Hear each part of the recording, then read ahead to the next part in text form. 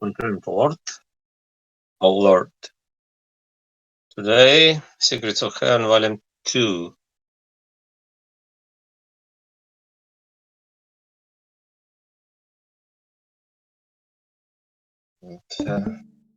Genesis 13.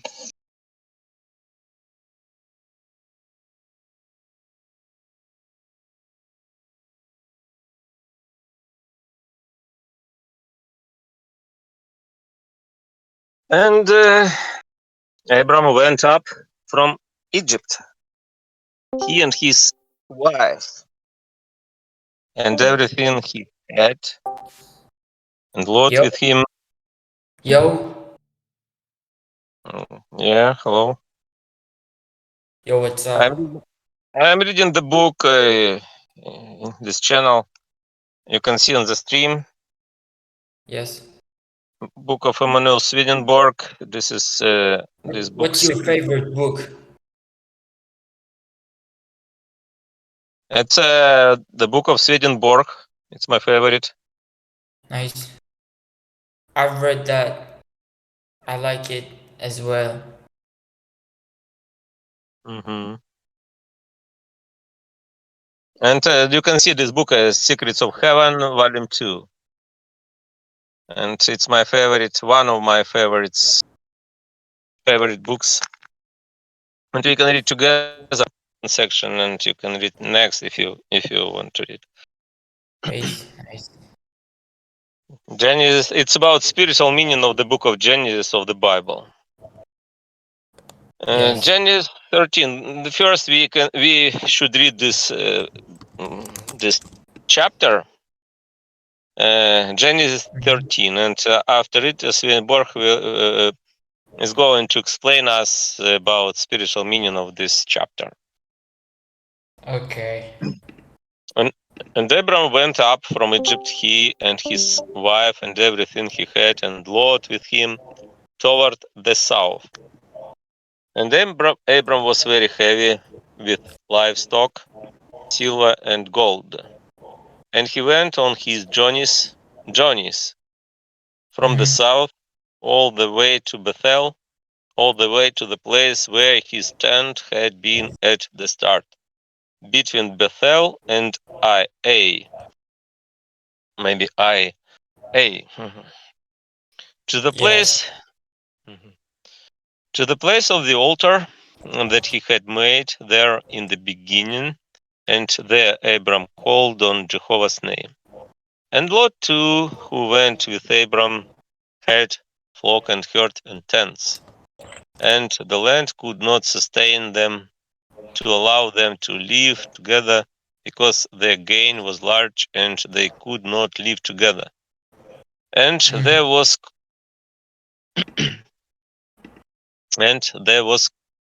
controversy. How to pronounce it? Controversy. What is this? Controversy, like maybe discourse. A conversation. Controversy. Yeah, it's like conflict. Controversy. Controversy. Controversy. Yes. Controversy. It's like conflict, contradiction. Controversy. Controversy. Between the herds of Abram's livestock and the between the herders of Abram's livestock and the herders of Lot's livestock. And the Canaanite and the Perizzite were then living in the land. And Abram said to Lot, please let us not have strife between me and you, and between my herders and your herders, because we are men who are brothers. Wow. Strife is like conflict too, yeah? Strife. Yeah. Strife. It's like discord, conflict. Quarrel. Is the whole land not before you? Please separate from me. If you go to the left, I will go right. If to the right, I will go left. And Lot raised his eyes and saw the whole plain of the Jordan, that it was all well watered, before Jehovah had destroyed Sodom and Gomorrah, like the garden of Jehovah, like the land of Egypt, as you come to Zoar. And Lot chose for himself all the plain of the Jordan, and Lot set out from the east, and they separated, a man from his brother. Abram lived in the land of Canaan, and Lot lived in the cities of the plain, and pitched his tent as far as Sodom. And the men of Sodom were very evil and sinful against Jehovah. And Jehovah said to Abram, after Lot separated from him, please raise your eyes and look out from the place there where you are toward where the place there where you are toward the north and toward the south and toward the east and toward the west, because all the land that you see, to you I will give it, and to your seed forever. And I will make your seed like the dust of the earth, in that if anyone can count the dust of the earth, your seed too will be counted. Get up, walk through the land along its length and along its breadth, because to you I will give it. And Abram pitched his tent, and he came and lived in the oak groves of Mamre, which is in Hebron, and there he built an altar to Jehovah. Summary. The present chapter deals with the Lord's outer self, which was to be united with his inner self. His outer self is his human quality. His inner self is his divine quality. The former is represented here by Lot and the latter by Abram. What is described here is the state of the Lord's outer self as it was in his youth, when he first absorbed secular and religious knowledge. In other words, he pressed forward from that state more and more toward union with his inner self. Quite a few obstacles, I forgot, what is this? Obstacles, like barriers, obstacles, difficulty. A few obstacles to that union were still present in his outer self, however, and yet he wanted to separate from them. The Lord witnessed the outer self as its most beautiful when united with the inner self. He also witnessed what it is like when not united to the inner self, a promise that when the Lord's outer self united with his inner, when his human quality united with his divine quality, he would be given all authority. The Lord's inner perception, verse 18. Inner meaning. True history in the Word started in the last chapters, chapter 12, as noted. Up to that point, or rather up to Eber's story, it was fiction. The continuing story of Abram here symbolizes the Lord in an inner sense. Specifically, it symbolizes his early life and what this was like before his outer self united with his inner self to form a single entity, that is, before his outer self likewise became heavenly and divine. The historical events are what represent the Lord. The actual words symbolize the things he presented. Because it is a history, though readers cannot help fixing their attention on those events. This is especially true today, when few, if any, believe that an inner meaning exists, let alone that it permeates every single word. Perhaps they will still fail to acknowledge an inner sense, even when it has been so clearly demonstrated. Part of the reason may also be that the deeper meaning appears to depart so radically from the literal meaning that it can hardly be recognized. But the reader can see that there is such a meaning simply by considering the fact that the historical details cannot possibly be scripture, since in isolation from any inner meaning, they contain no more divinity than other stories do. The deeper sense is what makes the narrative divine. The inner meaning is the real word, as much of revelation discloses. One example is the statement, "Out of Egypt I called my child," and there are many other besides. After his resurrection, the Lord himself also taught his disciples what it was that Moses and the prophets had written about him.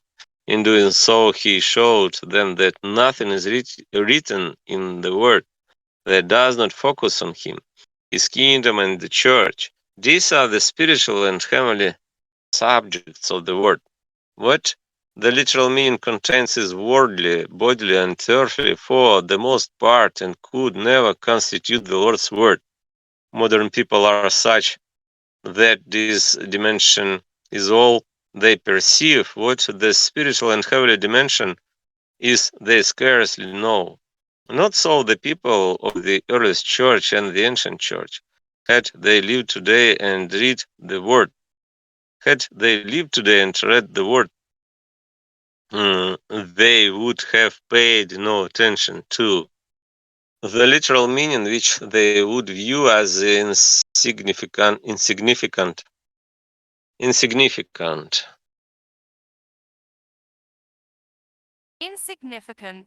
Insignificant, like light. It's like small, insignificant. But only to the deeper meaning there are some anyone perceive the words in any other way. For this reason, all the books of the ancients were written to express something different in an inner sense than in the literal sense. Genesis 13:1.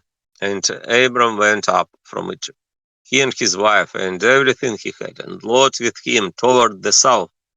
These words and the following verses of the current chapter also represent the Lord in an inner sense. They continue to treat of his life from the time when he was a boy.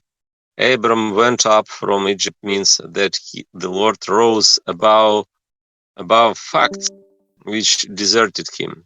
In an inner sense, Abram is the Lord here, the Lord while still a youth. Egypt is factual knowledge here as before.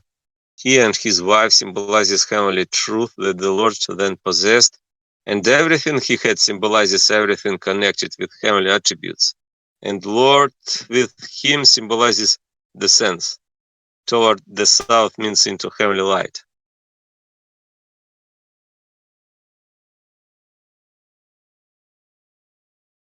In their inner sense, these words and the following verses of the current chapter also represented the Lord.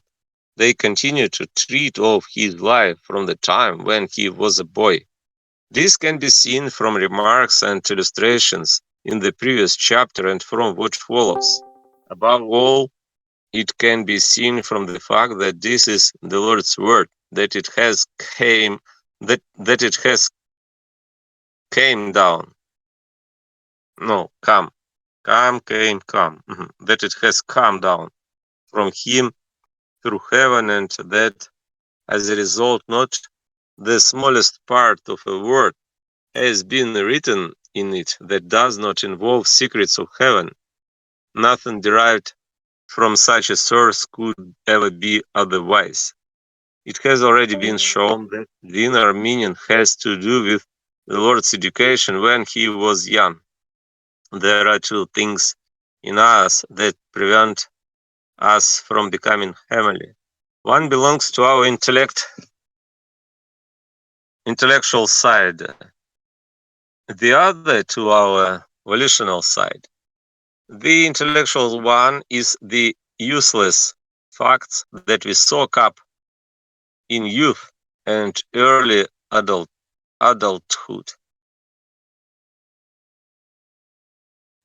Soak. Soap. Soak. Not soak, but soak. Soap. Soak, like absorb. That we soak up in youth and early adulthood. The volitional one is the gratification of our most cherished cravings. Gratification. Gratification. Gratification. Gratification. Like pleasure, enjoyment, gratification of our most cherished cravings. Cherished cravings. Cherished. Cherish like respected, nurtured, Nurtured. nurtured. Cravings. Both block us from attaining heavenly goals. Attaining. What is this? Attaining. Attaining, like reached. Comprehending. Like achieve. From attaining heavenly goals. They need to be shaken off first, and when they have been, then we can enter first into the light reflected by heavenly things, and finally into heavenly light itself.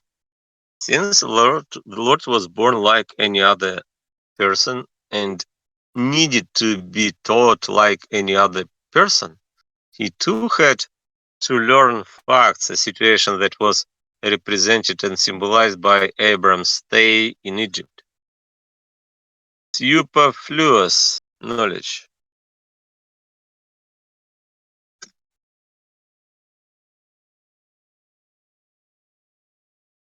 What is this superfluous knowledge? Superfluous. Superfluous. It's like excessive, unnecessary. Superfluous. Superfluous. Superfluous. Superfluous. Superfluous. Superfluous knowledge eventually parted from him, and this was represented by verse 20 of the last chapter. Pharaoh gave orders concerning Abram to his men, and they sent him away, and his wife, and all that he had. Sensual gratification, which the urges of our will lead us into, and and which compose our sense-oriented or most superficial self, also disappeared from him. This is represented in the current chapter by Lord's separation from Abram, since Lot represents our sense-oriented side. Abram went up from Egypt means that the Lord rose above facts, which took leave of him, as can be seen from the symbolism of Abram in that he represents the Lord. It is also established by the symbolism of Egypt as factual knowledge, and by the symbolism of going up. Going up is the expression used when one rises up out of lower things, facts toward higher things, heavenly qualities.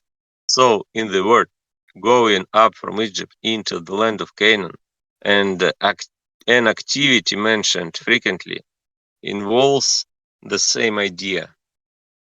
In an inner sense, Abram is the Lord. Yeah, the Lord while still a youth, and Egypt is factual knowledge. This has already been demonstrated. The symbolism, No, sorry, I just wanted to interrupt you.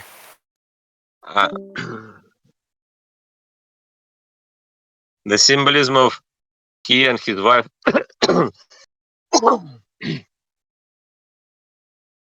The symbolism of he and his wife as heavenly truth that the Lord then possessed can be seen from the symbolism of him, Abram, as the Lord, and because Abram symbolizes the Lord, he also symbolizes something heavenly in the Lord. Our humanist, our humanist maybe. Humanist. Humanist. Our humanist. Humanist. Our humanist comes from the qualities we possess. The Lord's humanity was the result of heavenly qualities because he was the only heavenly person who ever lived. He was heavenliness, humanness, humanness, and heavenliness.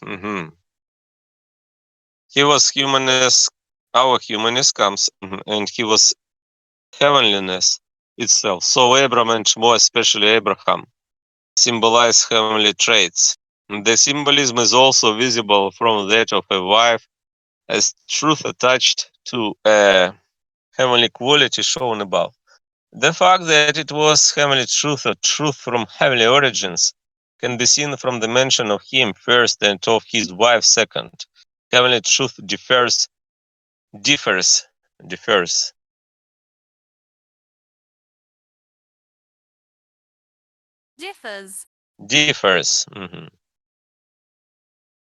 Differs. Heavenly truth differs from truth that is heavenly. Heavenly truth originates in a heavenly quality, but truth that is heavenly originates with truth and is grafted into heavenly qualities through religious knowledge. Grafted. Grafted. Grafted. It's like transplant. Grafted. Grafted. Grafted.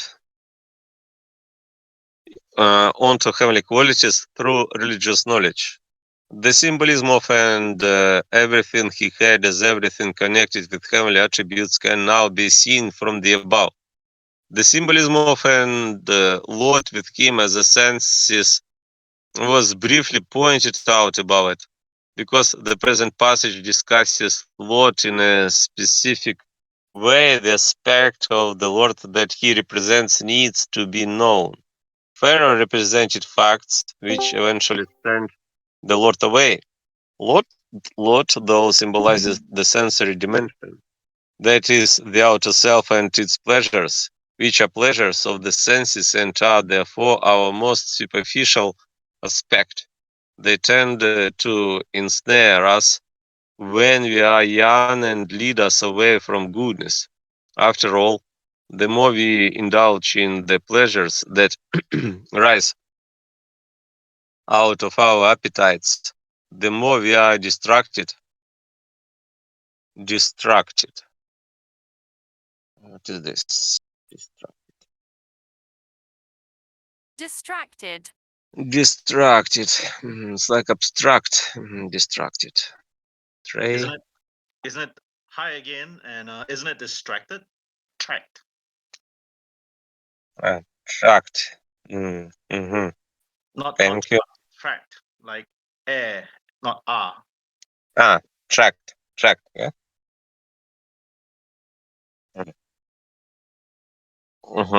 Distracted from the heavenly qualities of love and charity. Self-love and materialism, which heavenly love can never harmonize with, permit those pleasures.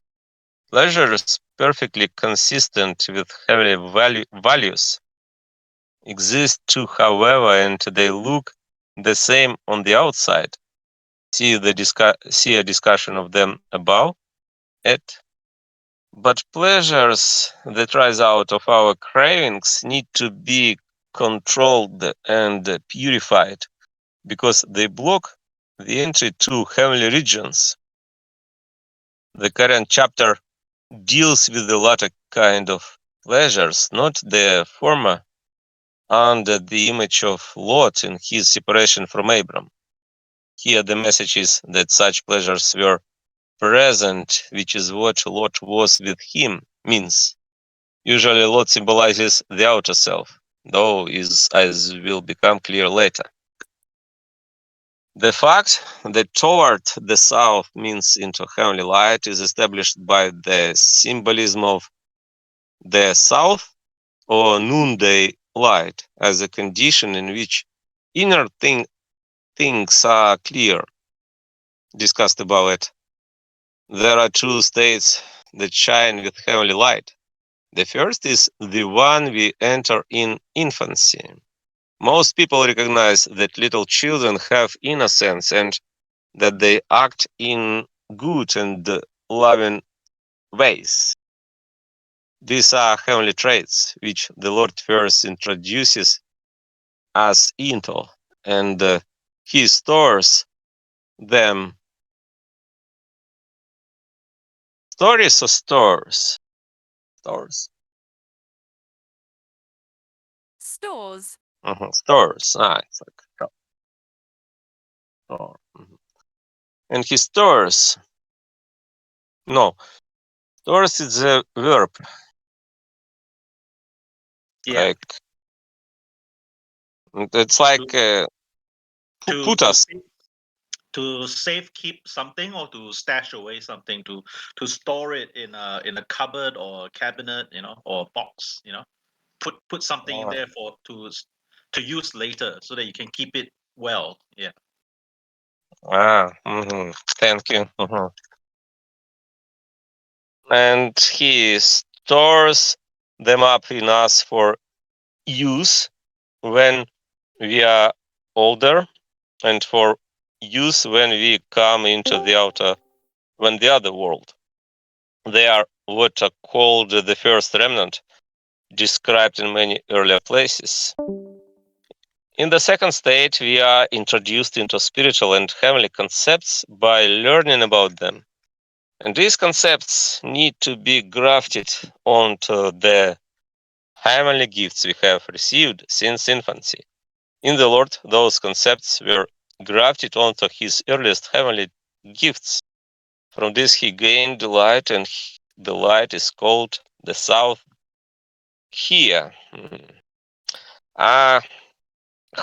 Maybe any comments, or maybe someone wants to read next verse? Genesis 13:2. Do you want to read?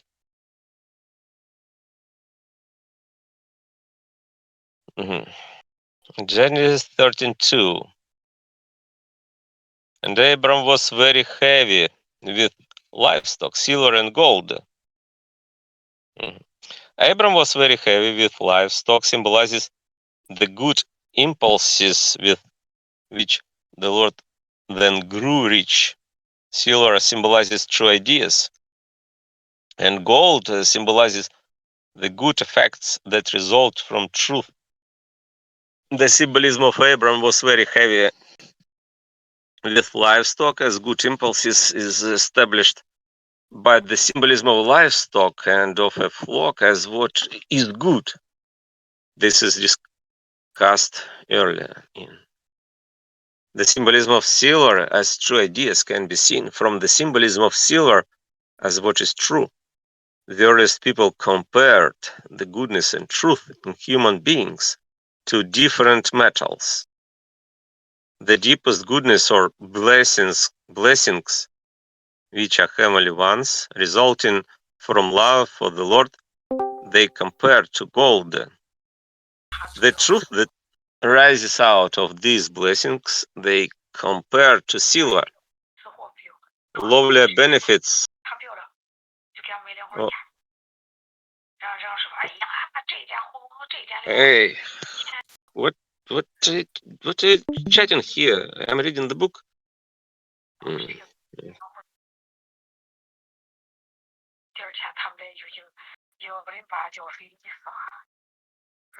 Hey, who's chatting here? Hey,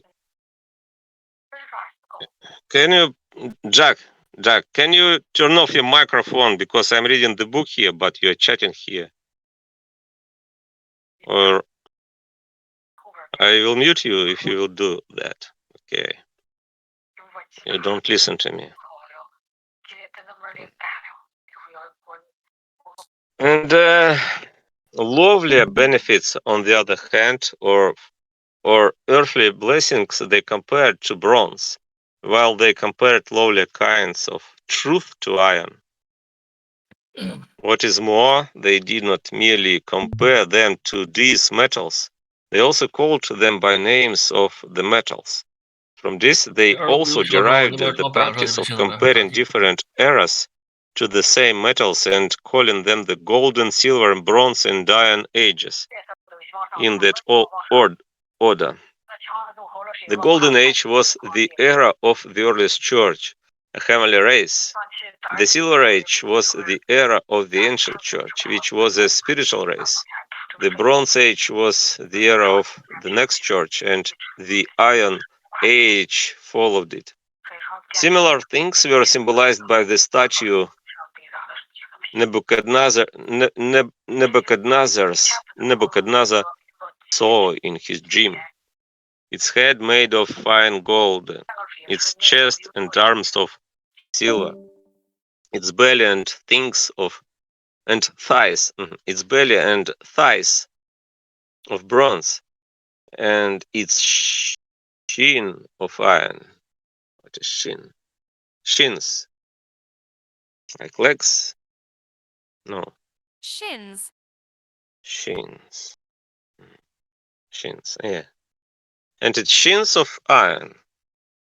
The fact that they would come in this order, or that the different eras of the church had come in this order, can be seen in the same chapter of that prophet. The following passages show that wherever silver is mentioned in the word, or an inner level, it symbolizes truth, and in an opposite sense, falsity. Could In you, Isaiah, sorry, could you say pair instead of pa? Passages, pair. passages, Yeah, passages. Yeah. where is this? Where is this? Yeah, the following passages. Yeah, passages. Passages. I say passages, yeah? Yeah, it's very, yeah. Thank you for your correction. Yeah. Following passages. In Isaiah, for bronze I will bring in gold, and for iron I will bring in silver, and for wood bronze, and for stones iron. And I will make peace your property, and justice your taskmaster. The meaning of each metal is plain to see here. The passage deals with the Lord's coming, his kingdom, and the heavenly church. For bronze, gold is heavenly good in place of earthly good. For iron, silver is a spiritual truth in place of earthly truth. For wood, bronze is earthly good in place of good on the bodily plane. For stones, iron is earthly truth in place of truth on the plane of the senses, in the same author. Oh, everyone who is thirsty, come to the water, and whoever does not have silver, come buy and eat. It sounds like we can buy and eat without cost. Yeah. Am I right? Yeah, because everyone, whoever does not have silver, like money, yeah, whoever does not, because silver means money, who does not have silver, come buy and eat. It's like we can buy and eat without cost. Yeah, can you say so? It's an open invitation for food, so that people will come together. Yeah. Yeah, but what does it mean? Come buy and eat, because usually people believe that nothing is free. If you put food on the table, they might think they have to pay for it. So if you say no, just come, everyone is welcome, that attracts people who are poor or who are embarrassed or shy that they don't have money, you know. Yeah, so they Mhm. are also welcome. Everyone's welcome. This is to tell them the religion is open to everyone, you know. Mm. Okay, I got it. Sorry, is English your first language? Yeah. No, it's my No. second. But your Yeah. your pronunciation and explanation are very very good. Thank you. Well, I'm glad you met me. There are many people like me, but yeah, Mhm. Mhm. I'm just one And- of hundreds of thousands of people who Mhm. Okay. One who lacks silver is one who knows no truth and yet does the good deeds of neighborly love. Love. Many people within the church and many nations outside it are like this. In the same author. For me, the islands, the islands will await, as will the ships of Tarshish from the start to lead your children from far away, their silver and their gold with them, to the name of Jehovah your God and to the Holy One of Israel. This treats specifically of a new church or a church among non-Jews, and generally, generally of the Lord's kingdom. Ships of Tarshish stand for religious knowledge, silver for true ideas, and gold for good impulses, which will lead us to the name of Jehovah. In Ezekiel, you took the articles of your finery. What is finery? Articles of your finery. Finery. It's like decoration, outfit. It's like garment. Of your finery made of my gold and of my silver, which I had given to you, and made yourself images of a male. The gold here stands for knowledge of heavenly attributes, and the silver for knowledge of spiritual ones. In the same author, you were adorned in gold, adorned. I know. that means you're wearing it. You know, you are Yeah, decorated with it. Yeah. adorned like it's Yeah. about beautifulness. Yeah, like Well, this. It's it like. doesn't have to be. It can be just that you're showing off. You know, so that Mm, means to the other person, you're not beautiful. You're showing off. You know, you can use it on a person. You can also use it on an object like a clock, right? You have a beautiful clock. It's adorned with gems and mm, yeah, silver and decorations like intricate mm, artwork. You know, you can do that. You can say that. You can mm, say that your art gallery is adorned with famous art. You know, you can say that too. mm. Decorate Like it to make beautiful. expensive garment. Yeah. Yeah, to make beautiful. But it depends Mm, on the context as well. Like you said, if someone is showing off, then you can say, "Oh, you're adorned with something," but you don't mean it. You're just making fun. You know, you're saying, "Oh, look at you wearing so much gold watches." You know. mm, mhm, mhm. And your clothing was fine linen and silk and embroidery. Yeah. Thi- This is about Jerusalem, which symbolizes the Lord's church, whose finery is depicted this way in the same author. How wise you are! Nothing secret has lain hidden from you. In your wisdom and in your understanding, you have made yourself riches, and you have made gold and silver for your treasures. This passage concerns Tyre. Clearly, the gold mentioned in it is a wealth of wisdom, and the silver is a wealth of understanding. In Joel, my silver and my gold you have stolen, and my wood and my good desirable things you have taken into your temples. This is about Tyre, Sidon, and Philistia. They symbolize religious knowledge, which is the gold and silver they took into their temples. In Haggai, maybe Haggai. Those who are the choice of every nation will come, and I will fill the house with glory. Mine is the silver, and mine the gold. Greater will the glory of this later house be than that of the earlier.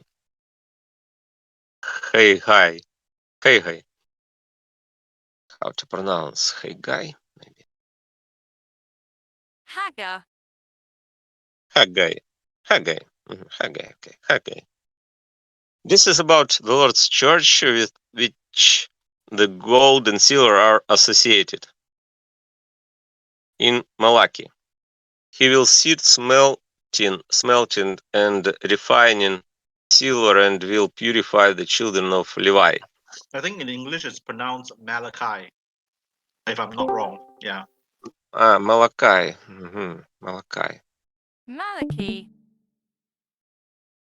Malachi, and I think, yeah, I heard like Malachi. Okay. Hey, Malachi. Swedenborg, we met before, and I told you that you shouldn't trust that dictionary. It's bullshit. Okay. It's like intellect, like Rob. How to It's say? based on an algorithm, but it doesn't store every pronunciation ever. It just tries to pronounce it. It's better than most people, but it's not correct. And if you want to learn the correct pronunciation, if you want to, do some public speaking or YouTube, you might want the best pronunciation. Malachi, yeah, Malachi. Malachi. Malachi. Mal is in bad, malfunction, malpractice. So Malachi, Malachi. Malachi. This passage tells of the Lord's coming in David. Jehovah's words, pure words. Silver smelted in a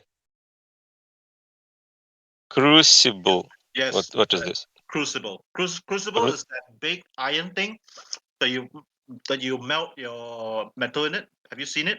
You melt metal in that in high temperatures and then you pour it out. That's a crucible. Crucible. Okay. Crucible. Crucible. Crucible. Silver smelted in a crucible of earth melted 7 times. Silver purified 7 times stand for divine truth. When the children of Israel left Egypt, they were given this command: seek a woman from her neighbor and from her house Yes. guest. House guest. It's like guests, yeah? Guests. Yeah. House guest is basically guests that visit your house, not hotel guests. Different from hotel guests or restaurant guests. Yeah. House guests. Articles of silver and articles of gold and clothes. Clothes. Yeah, do I say correctly this word? Clothes. Yeah, clothes. It's a bit hard. Even I have a problem with that. Clothes. Yeah. Clothes. Clothes. Yeah. And place them on their sons and on their daughters, and plunder the Egyptians. Anyone can see that the children of Israel would never have been told to rob and plunder the Egyptians in this way if such actions had not represented something hidden. What hidden meaning they represented can be deduced from the symbolism of silver, gold, clothes, and Egypt. Obviously, it all represented something similar to Abram's heaviness here in silver and gold brought from Egypt. Just as silver symbolizes from Egypt. Brought from Egypt. Sorry, what? Egypt. This word. Who is from Egypt? Abraham. No, in this sense, it's like Israel brought silver and gold from Egypt, Israel. Israel from Egypt? No, absolutely not. Actually, it's about the book of Genesis or the Bible. It's like this story. He explains spiritual Fuck meaning the, of that fuck the story. book. I'm from Egypt. What are you saying? Here, here to read, so you can go to that channel if you want. We just want to read. I'm Yeah. from Egypt. What are you saying? I'm not worried about your country. We just worry about the book. We're not here Fuck to the book. attack. Who wrote it? We're just here to read. Can we just move on? Thank you. Yeah, and if someone wants to read, you can read next verse after me in your turn. When I will finish, you can read too, if you want to read. I don't know who wrote it, but it's not true, by the way. Actually, it doesn't matter because I'm learning English from this book. Okay, continue. Sorry. If you Mhm. are learning English, continue, please. Just as silver symbolizes truth in the opposite sense, it symbolizes falsity because people whose thinking is false consider falsity true, and this too can be seen in Moses and the prophets. In Moses, you shall not covet the silver and gold of the nations or take it for yourself. Otherwise, you might be ensnared by it, because it is an abomination to Jehovah your God. You shall utterly detest it. Utterly. Utterly. You shall utterly. What is this? Utterly. Utterly. Utterly. It's like completely. Absolutely. Utterly. The gold of the nation stands for evil and their silver for falsity. In the same author, you shall not make gods of silver beside me, and gods of gold you shall not make for yourselves.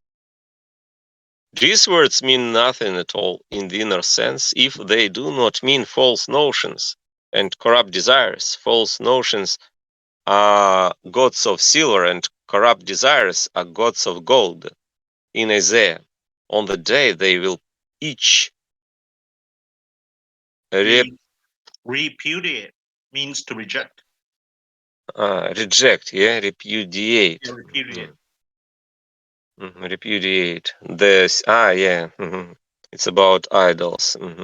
Repudiate. Repudiate. Each repudiate their silver idols and their gold idols that your hands made for you, a sin. Silver idols and gold idols stand for something similar. Your hands made them stands for the fact that they originate in self-centeredness. In Jeremiah, they are becoming foolish and growing stupid. Their education in worthless things is a piece of wood. Silver beaten thin is brought from Tarshish and gold from Euphas, the work of the artisan and of the metalsmith hands. Blue, violet, and red violet fabric is their clothing, all of them the work of the wise. Obviously, these words have a similar meaning. The symbolism of gold as the good effects that result from truth can be seen from the symbolism of gold as heavenly good, or the good that comes of wisdom and love. This is established by the proofs just above and by remarks earlier at section 113. The fact that in this verse it means good effects resulting from truth follows from the message of the last chapter that the Lord united intuitive truth with heavenly qualities. Intuitive. Genesis 13:3. Maybe any comments, and maybe someone wants to read next verse. It's Genesis 13:3. I have a few more minutes before my class starts. I think I'll read a few. Genesis Mhm. 13:3, and he went on his journeys from the south all the way to Bethel, all the way to the place where his tent had been at the start, between Bethel and Ai. He went on his journeys means according to plan. From the south all the way to Bethel means from the light of understanding into the light of wisdom, all the way to the place where his tent had been before means to the holy traits that existed before he became steeped in knowledge. Between Bethel and I here, as before, symbolizes heavenly and worldly categories of knowledge. Go He on. went, you want me to? Mhm. Okay. Yeah, go on. Mhm. He went on his journeys means according to plan, as can be seen from the symbolism of journeys or travels as further progress, as further progress. Full stop. That's so weird. Mhm. Since the progress follows, Mhm. Since the progress follow a plan, the journeys here have this meaning and no other. From infancy, the Lord advanced towards heavenly goals and reached them exactly according to the divine plan. The nature of this plan is depicted by Abram, isn't it Abraham? on an Abram. It's the Abram, first name of Abram before he Hmm, became Abraham. Abraham. Okay, Abraham is his second name. I see. On an inner level, everyone that the Lord creates anew also follows such a plan, although it differs from person to person, depending on the individual's nature and bent of mind. What plan an individual is following while being reborn, though is not known to a single soul, not even to angels, except in a shadowy way, but only to the Lord. From the south all the way to Bethel means from the light of understanding into the light of wisdom. This is established by the symbolism of the south as the light of understanding, or to put it another way, as a condition in which inner things are clear, dealt with earlier in verse 4, I don't know, 1458, and by symbolism of battle as heavenly light rising out of religious knowledge dealt with earlier in another verse or page, I guess. The light we gain through knowledge of faith's true concepts and good action is called the light of understanding, whereas the light of wisdom is part and parcel of life and is gained from life. It is, Parcel of life. What is it? yeah, part Parcel. and parcel. Part and parcel is a phrase together, so you have to Google that together. Yeah, Uh, Parcel. parcel Like by itself pack. has its own meaning, but part and parcel is a phrase. Mm, like package. Yeah, package. Like Well, yes, trip. yeah, Mhm. but part and parcel has a very different meaning by itself. Yeah. Mhm. Mhm. The light. The light of The. understanding Mhm. Mhm. relates to our intellectual side or our intellect, with while the while wisdom's light relates to our volitional side or our life. Volitional meaning, It's our about intentional side. Like when we do things. Like I go to like will. Yeah, our will. yeah, It's yeah, about. your will, Mm. your will manifested. For example, if you plan to take care of your child, it will show, right? People would see that. It's obvious that the child is being taken care of because he goes to school, he has good clothes. That's that's your will, that's your volition to make sure he goes to good school, something like that. Mhm. Okay. Got it. Few, if any, know how we are led to true wisdom. Understanding is not wisdom, but leads to wisdom. Since to understand what is true and good is not to be true or good. To be wise is to be so. Wisdom is exclusively a question of the way we live, of actually being wise. Wisdom, or in the other hand, or in other words, life is what secular and religious knowledge introduces into. We each have two sides, intellect and will. The will is the first part, the intellect comes second. The kind of life we have after death depends on our volitional side, not our intellectual side. From infancy through adolescence, the Lord forms our will by instilling innocence in us and goodwill towards our parents, caretakers, and playmates, and by other means that we are unaware of. These are heavenly attributes. If these heavenly attributes were not first instilled in us as babies, children, and youths, we could never become human. That is how the first level is formed. We are not human, however, unless also equipped with an intellect. This will alone does not make us human, but intellect together with will. Moreover, we cannot develop an intellect without both secular and religious knowledge. As a result, we need to absorb this knowledge by degrees, beginning in childhood. That is how the second level is formed. When the intellectual side has received an education in both kinds of knowledge, especially the knowledge of truth and goodness, then we can first be reborn. And we are being reborn. The Lord uses that knowledge to graft true ideas and good impulses onto the heavenly gifts we have received. Received? Yeah, received. Is it Received. Received. Have received. from Him since infancy?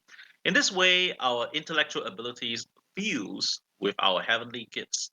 When the Lord has united the two in this way, we receive the gift of love for others, a product of conscience, and start to act on it. This is how we first receive new life, which comes gradually. The light we enjoy in this new life is called wisdom, which now plays the leading role and overshadows any mere ability to understand. That is how the third level is formed. If we become this kind of person during bodily life, in the next life, we are constantly being perfected. This indicates what the light of understanding is and what the light of wisdom is. Okay, I will stop here. Thank you. No problem. I'll see you around. Bye, guys. See you.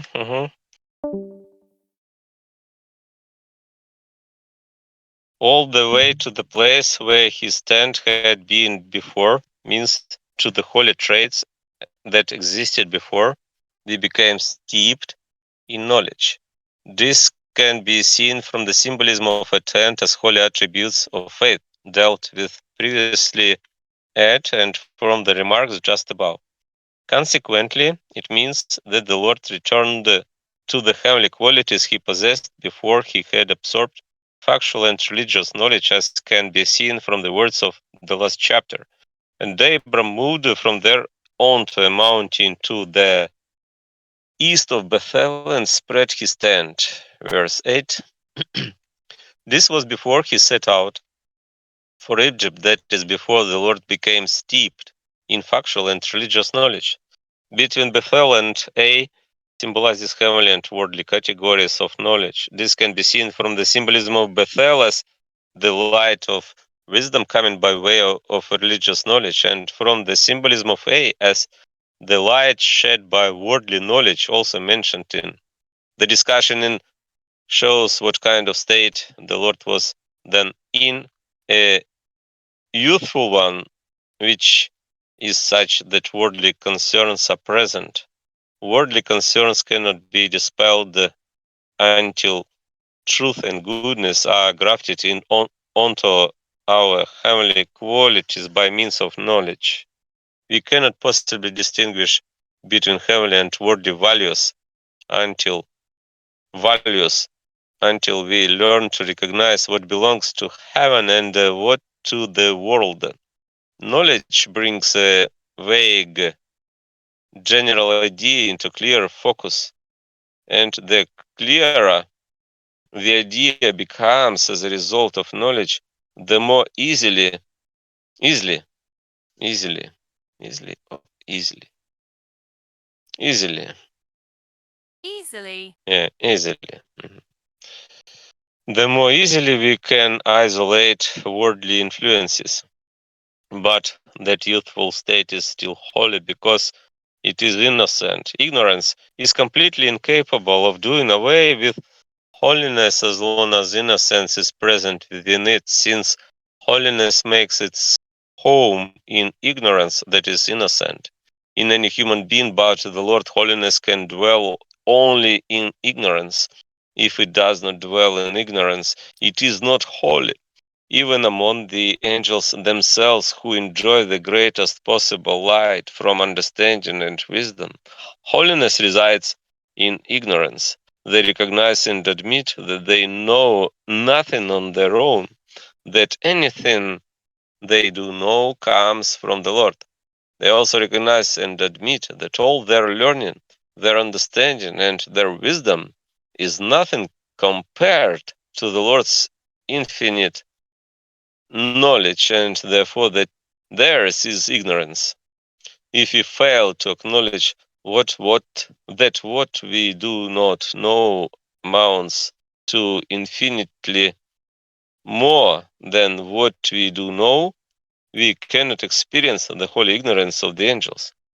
Holy ignorance does not consist in knowing less than other people, but in admitting that we know nothing on our own, and that the things we do not know infinitely outnumber the things we do know. Outnumber. Outnumber. Outnumber. It's like outperform. The things we do know, it consists especially in acknowledging that facts and intellectual pursuits are far less important than heavenly concerns. In other words, that we understand is far less important than how we live. As for the Lord, because he was going to unite his human aspects to his divine ones, he advanced according to the ordained plan. Ordained plan. Ordained. Ordained. It's like devoted, predestined, ordained, prescribe. Point, ordained plan, and now arrived, maybe Arrived. arrived. And now arrived at the type of heavenly state he had experienced in his youth. Worldly concerns are present in the state too. He moved on from there into a more heavenly state, and finally into the heavenly state experienced in infancy, in which he fully united his human and divine natures. Next verse, maybe any comments?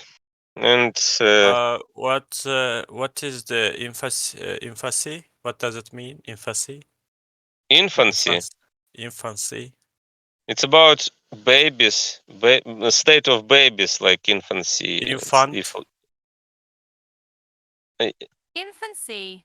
Infancy, like infant, yeah, infant, like childhood, early childhood, like baby. Infancy. Ah, nice. Are you guys reading one by one? No, who wants to read? You can read. Okay. Genesis 13:4. To the place of the altar that he had made there in the beginning, and there Abram called on Jehovah. Jehovah's name. Jehovah's name. To the place of the altar symbolizes sacred elements of worship that he had made there in the beginning, means adopted by him when he was young. And there Abram called on Jehovah's name symbolizes inward worship in that state. The symbolism of the place of the altar as sacred elements of worship can be seen from the symbolism of an altar as the main representative object in worship discussed in section 921. That he had made in the beginning means adopted by him when he was young and can be seen from the discussion of verse 8 of the previous chapter. The present verse says in the beginning and the last verse said at the start because this was before the Lord had been trained in secular and religious knowledge. A start means every phase we pass through before education. Once we commence our education, it is called beginning. What is commence? I don't know. Commence. Commence. It's Begin, like start. start begins. Commence. Commence. Mhm. Commence. The symbolism of Anna. What was that? The symbolism of And and okay. mhm. The symbolism of and there Abram called on Jehovah's name and inward worship in that state is established by the symbolism of calling on Jehovah's name, dealt with before in section 400. Yes. The reason this verse mentions an altar and invocation. What is that? Yeah, invocation. Invocation. Invocation. Invocation, like calling. Calling. Calling. Mhm. Prayer. Invocation. Like link. Mm, Linking, calling. mm. Interesting. The reason Invocation. this verse mentions an altar and invocation of Jehovah's name, just as Genesis 12:8 did, is that the two phases are similar. The difference is that the present phase has more light to it than the previous one, knowledge grafted onto the earlier phase as described. Adds clarity to it. When truth and goodness are connected through knowledge to the earlier heavenly quality, its resulting active power is depicted in this way. Worship itself is simply action emerging from the heavenly character within. The heavenly core could never exist without activity. Worship is the first act that it emerges into, because that is how it expresses itself, since it senses joy in worship Just emerges. emerges, Emerges. appear. Emerges, yeah. Like come, arise, Mhm, reveal, manifest. Emerges. mm, mm, Investigate. Emerges. Join mm, worship. mm. Every good deed of love and charity is the essence itself of the active power. Thank you. 1562. Anybody wants Uh, to read? Yeah, I read yesterday with you, Swedenborg. yeah. Hello. It's nice to hear you and see you. Yeah, Who again. wants? Do you want to read? Do you want to read Yeah, I'd like next? to. Yours. Go ahead. Genesis 13:5. Lot too, who went with Abram, have flock and herd and tents. Lot too, who went with Abram, symbolizes the outer self that the Lord had. Have flock and herd and tents symbolize that which the outer self has in abundance. Flock and herd are the possessions of the outer self, while tents are the worship practiced by the outer self, all of which separated itself from his inner self. Yeah, thank you. Thank you. Who is next? Probably you. Maybe some newcomer. Mm, Okay, I can read. If nobody wants to read, I can read. Wait, is it comfortable for you that like people reading like um Because I was reading a lot before, and yeah. when people read, I can have a rest a little bit. Oh Then yeah, I can read. Because when I read alone, I can become tired. Mm, but it's yeah, good to read together by one, like this. yeah. Mhm. But you was reading so little. You don't want to read. Maybe you can read this verse The next actually. section, Uh, okay. or you want me to read? You're tired? Because we read verse by verse and you like read one page and you don't want to read, yeah? It means. Yeah, I Okay. do want to read, but like you can go first, and then I'm gonna keep up for our rooming. Mm. What's up? I'm sorry. No, man. I thought you were gonna read a lot. I mean, did you stop or? Yeah. Oh, I can continue if you want. Yeah. Yeah. I Who wants mean, to read? Yeah, go ahead. okay, all right. We are at the 1563. Yeah. Okay, the symbolism of and Lot too, who went with Abram as the outer self that the Lord had, can be seen from the representation of Lot. What is Lot, by the way? What is that? What is a brother? Yeah, what is it? No, not brother. He was like nephew, maybe, of Abram. Mhm. Like his. He was his nephew. Lot. Lord. It's not. Interesting. It's a name. Yeah. Oh, I see. I see. Okay. Of Lot as the sensory self, or what is the same, the outer self. We each have an inward part and outward part, or to put it another way, an inner self and an outer self, as everyone in the church knows. For more, see above at section. The outer self receives its life chiefly from the inner self, that is, from its spirit or soul. This is the origin of its actual life force as a general whole. That force cannot be received by the outer self in a detailed or distinct way unless there is an opening of its organic vessels, which are necessary for reception of the specific influences from the inner self down to the most minute. Is it minute or minute? What do you think? If it is not time, it's minute. Yeah, I heard this Maybe explanation. Yeah. minute in this context. Yeah, minute. Hmm. Little Minute. details.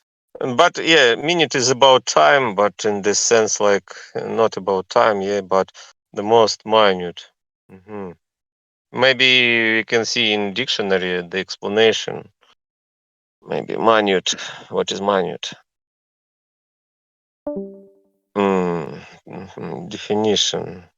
It's like about time, degree of angular measure, the distance one can traverse in a minute, a short space of time. Okay, it's about time. A brief note as a summary or recommendation. Memorandum. It's like very small, of small importance. Market of close attention to details. Okay. Interesting. The most money down to the most money. What is most down to the most money? Maybe we can Like understand. the you know the Uh, I don't know, like the smallest mhm. something, I don't know, the most, anyway. Okay, I like to follow to more small something to more small.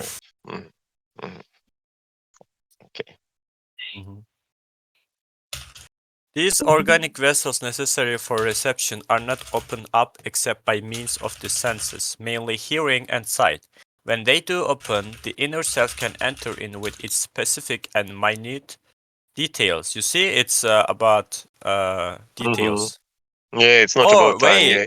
Yeah, it's about the the size of the details, I guess. Mhm. Those vessels are opened by means of the senses through facts and religious knowledge.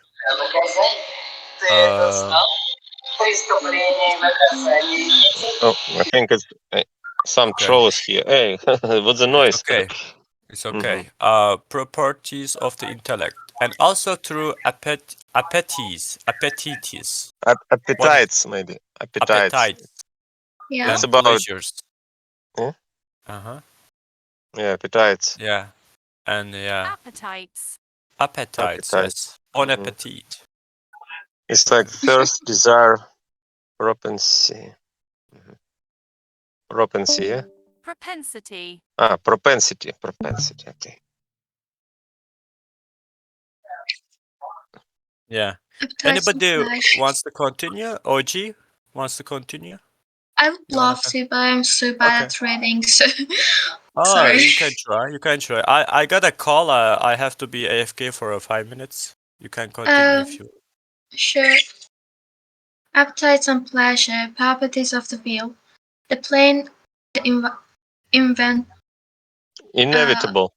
inevitable consequence is that the other self will then be infiltrated by secular and religious concepts incompatible with the spiritual truth, and by the appetites and pleasures incompatible with heavenly goodness. All the ones that focus on personal, worldly, and earthly rewards as their goals fall into What is fall into inevitable? this. Inevitable. I don't know the meaning of that word. Inevitable. Inevitable. It's like certainty. No. Inevitable. It's like it's what is going to happen. Unavoidable. I kind of have an idea about it. Okay. Category. This category, when we focus on them as our goals, they drag our outer self outer self, maybe, out towards the surface and downwards. In this way, they distance the outer self from the inner. If these distractions are not first dispelled, the inner self cannot possibly come into harmony with the outer self. So before the inner self can come into harmony with the outer self, such things must first be put aside. The fact that they were put aside or separated in the Lord is represented as symbolized by lots of separation from Abram. Shall I continue? Yeah, go on. Okay. The symbolism of he had flock and head and tent as that which the outer self has in Abundance. abundance. What does it mean? Abundance, like plentiful, like wealth. Abundance. It's like plenty. Okay, now I get it. It's like to have a lot of money. Yeah, I just noticed that because we have a word for it in my language. Okay, Abundance. so can be seen from the symbolism of flock, head, and tents discussed directly below. Here, they symbolize the possession Possession. Possession of the outer self, because Lot again represent Lot's outer self.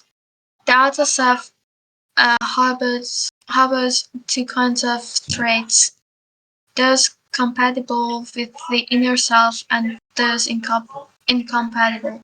The flock, head, and tent here symbolize incompatible traits, as indicated by the verse that followed in verse 7. And there was controversy between the herders of Abraham's livestock and the herders of Lot's livestock. Livestock. Yeah. Does anyone else want to continue? Mm-hmm. Who wants to read maybe next? Maybe I could. Go Do you ahead. want to read Swedenborg? Yeah, I will read later maybe. You can If read now, someone and I'm wants to gonna read. read after you. What book is it though? Okay, it's Secrets of Heaven. This is Oh. this book, Secrets of Heaven, by Emanuel Swedenborg. Okay, thank By you. the way, what app do you use to read? Application, it's Readera. It's Oh, Readera. It's not premium, but it's Readera free version. got it. Okay, I read. The Okay, fact yeah. that flock and herd are the possessions of the outer self can be seen from the symbolism of flock and herd as goodness treated of in, and here, though they symbolize things that need to detach, or non-goodness, since they are depicted as belonging to Lot, who separated from Abram. The fact that flock and herd are non-goodness as well can be seen from the following passages in the word. In Zephaniah,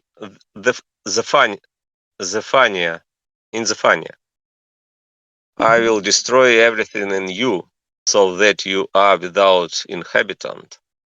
And the region of the sea will consist of dwellings excavated. What is excavated? Excavator. Yeah, excavator. Excavated. Excavate. It's about excavator. Dug. Yeah. Dwellings excavated for shepherds and folds for the flock. In Jeremiah, in you I will scatter shepherd and flock, and in you I will scatter the farmer and the farmer's yoked team. In the same author, go up to Arabia and lay waste to the children of the east. Others will take their tents and their flocks. Tents are worship practiced by the outer self, which separated from inward worship. This can be seen from the symbolism of a tent as the holiness of worship, and from the representation of Lot as the outer self, which is portrayed as having tents or worship. In the opposite sense, tents symbolize worship that is not holy, as can also be seen from the following places in the word. In Hosea, the nettle will inherit them, the bramble will be in their tents. In Habakkuk, I saw the tents of Hushan, the tent curtains of Midian's land shook against the rivers raged. Curtains, land shook. What is shook? Shook. It's shock. Shake. Shake. It's like maybe, do you see? Shake, shook, shaken. Yeah. It's irreg- irregular The verb. past verb of go. The Mhm, past of should. Shook against the rivers. Jehovah raged. What is raged? Ah, It's like Raged. angered. yeah. Angry. Raged. In Jeremiah, shepherds and their flocks will come to the daughter of Zion. They will fix their tents opposite her all around. They will each graze their space. In David, he struck every firstborn in Egypt, the beginning of their strength, in the tents of Ham. In the same author, I have chosen to stand at the threshold in the house of my God, rather than reside in tents of ungodliness. Genesis 13:6. Who wants to read next verse? Genesis 13:6. Yeah, can I? Go ahead. Yeah. Genesis 13:6. And the land could not sustain them to allow them to live together, because their gains was large and they could not live together. The land could not sustain them to allow them to live together means that different aspects of his deeper heavenly dimension could not coexist with those things. Please, can you like zoom it back a little bit? Uh, 1 second. Mm, what, what do you want? Sorry, Yeah, like next. zoom it back, like unzoom it a little bit. The Zoom. page.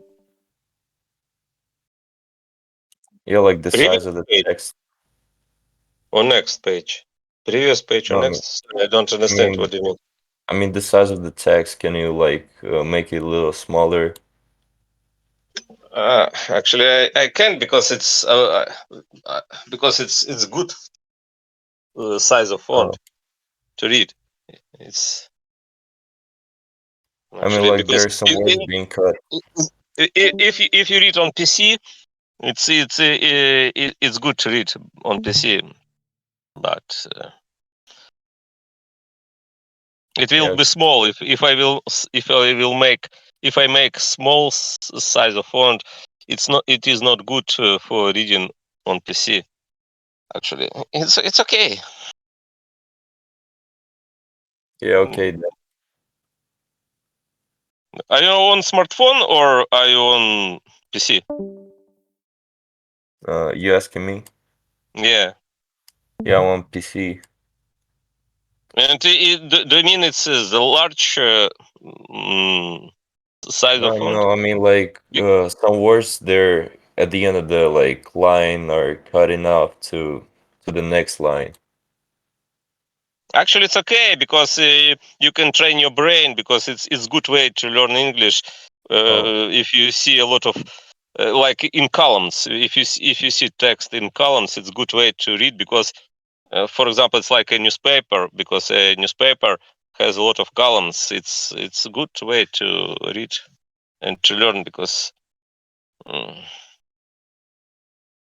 because do you see, for example, if you see this word like dimension or dimension, yeah, you should yeah. understand that this is this word, but it's good way to train your brain in learning English.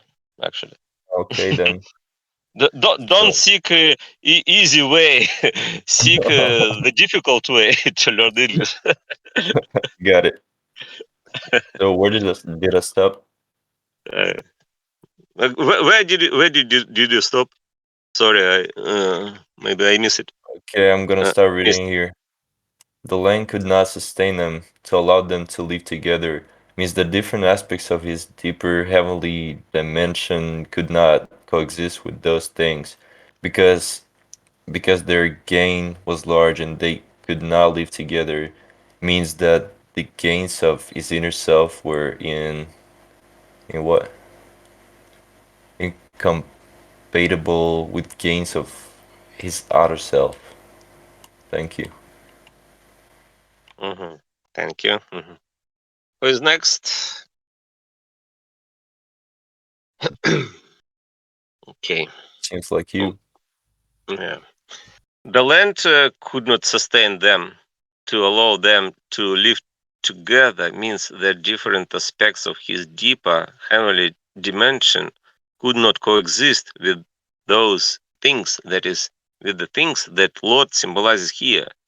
To repeat, Abram represents the Lord here, his inner self. Lord, though, represents his outer self here, elements that needed to be separated from his outer self, since inward elements could not live together with them. The outer self has many characteristics that the inner self can live with. Positive emotions and the pleasures and gratifications that rise out of them are an example because they are effects of the inner self's good qualities and of its joys and blessings. When they are the effects of these things, they correspond to them perfectly. And then the inner, rather than the outer self, lays claim to them. After all, an effect results not from an effect, but from an efficient cause. What is efficient? Efficient. Efficient. It's like effective. Efficient. Rational. Effective. Effective. From an efficient cause as is recognized. For example, when new barley love shines, shines, how to pronounce? Sunshine, Shines. shines.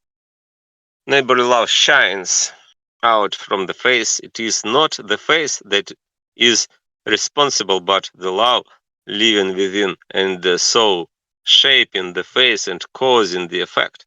Again, the innocence present in the expression and gestures of little children, and so in the games they play with each other, is attributable, attributable, not attributable or attributable. Attributable. Attributable. It's like relating. Other is attributable not to their expression or gestures, but to the innocence flowing in through their soul from the Lord. So these are effects. The same is true in all other cases. The logical conclusion then is that the outer self contains many elements that can live together or harmonize with the inner self. On the other hand, there are also many elements that are out of harmony or that the inner self cannot live with. Take everything that wells up out of self-love and materialism. Anything from that source focuses on oneself and the world as its goal. With this goal, the heavenly impulses, or impulses, impulses maybe. Impulses. Yeah, impulses. Impulses. The heavenly impulses. No, heavenly impulses. Heavenly impulses of love for the Lord and love for one's neighbor are incompatible. Incompatible. What is this? Compatible. Incompatible. Incompatible. Like compatible. Incompatible, like inconsistent. Incompatible. Like incompatible characters. Yeah. For example. Not wealthy, I guess.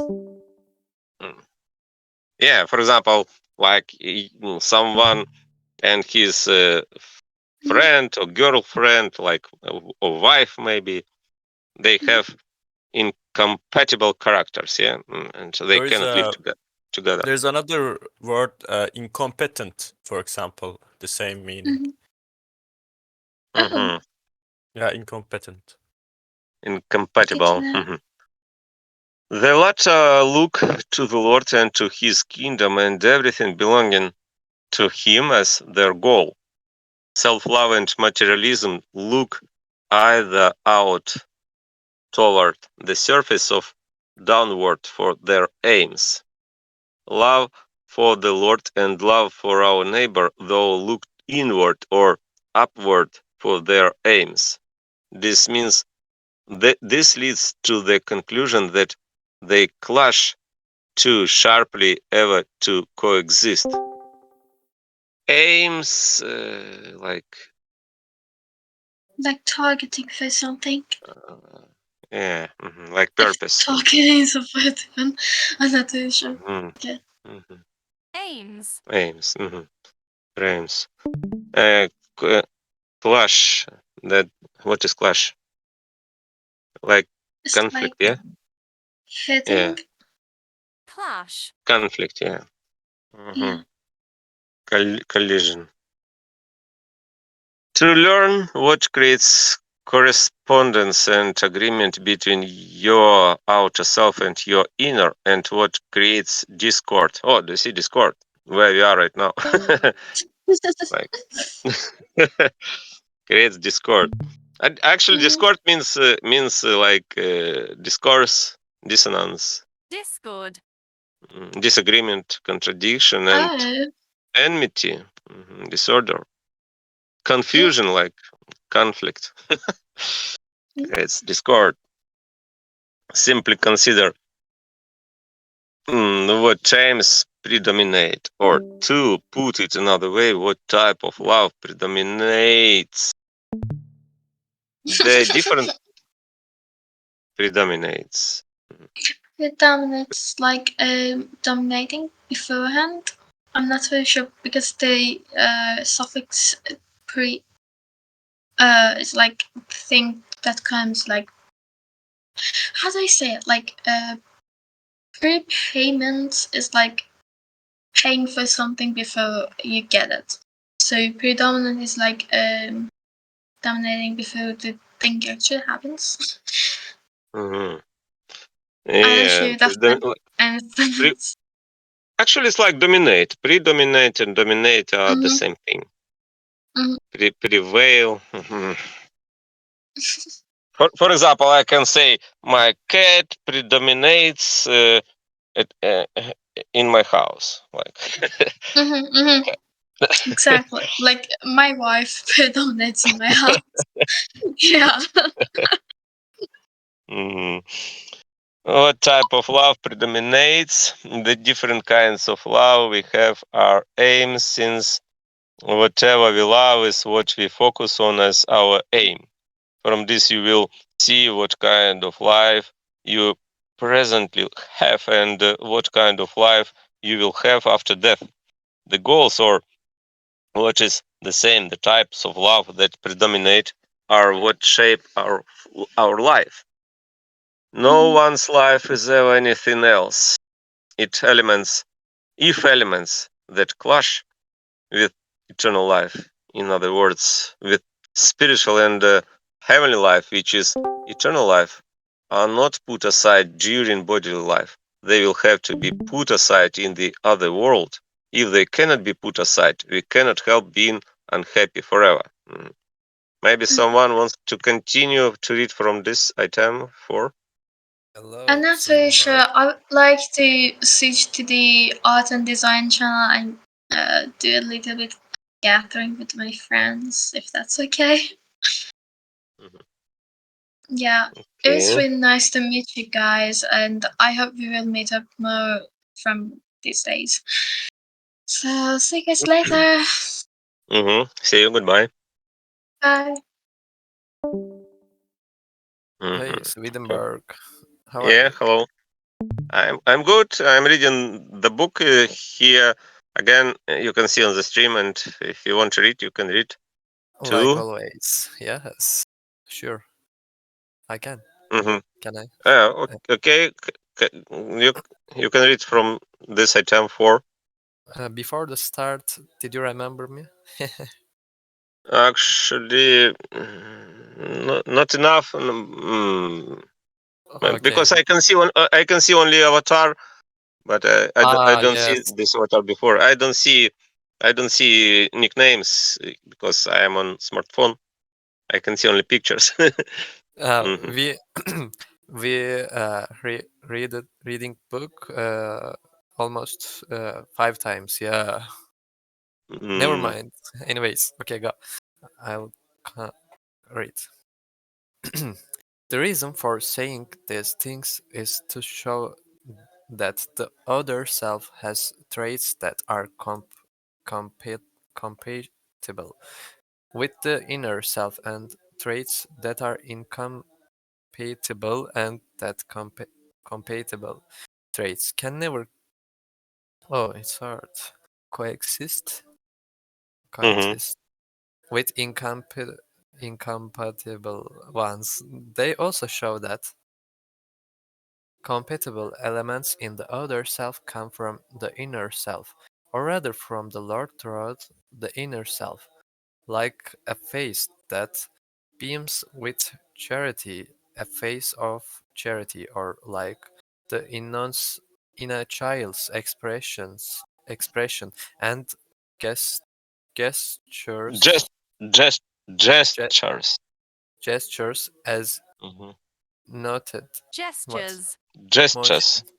Gestures. It's like Action. action, motion, gestures. Okay. Like As for no- example, if you use PC, like you can do gestures by your mouse in browser, like this gestures. Like oh. you can Yeah, click and you can make gestures. Click and gestures. I Do you got understand? it. Hmm. I got it. Yep. As noted, incompatible elements thought belong to us and our demand for self-governance. This clarifies what it means that Clarifies. the clarifies Clarifies. It's like clarifies. Okay. to make something clear. Ah, let me see. Clarifies.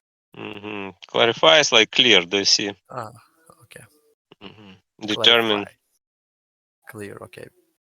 For What example, it means? if you ask me about something, I can answer you. Can you clarify your question? Hmm. Clarify your question. It's like rephrase, maybe. Clar- Rephrase your question. I got it. I got it. Like explain. Yeah. Express. Yeah, because your question is not clear for me, and I can ask you, please clarify your question. Yes. Yes. Clarify your point of view. What do you mean? I got it. What it means that the land could not sustain them to allow them to live together. Sustain. What is this? Yeah. What's this? Sustain. Support. Support.